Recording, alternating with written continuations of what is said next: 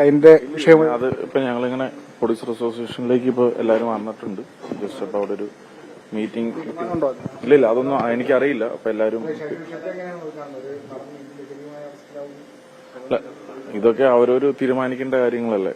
അതുകൊണ്ടിട്ട് അതിനെപ്പറ്റി ഞാൻ എന്ത് പറയാനായിട്ടാണ്. നമ്മളിപ്പോ ഇന്നിപ്പോ അവിടെ പോണോ, ഇന്നിപ്പോ ഇവിടെ വരണോ വേണ്ടയോ എന്നൊക്കെ തീരുമാനിക്കേണ്ടത് നമ്മൾ സ്വയം അല്ലേ.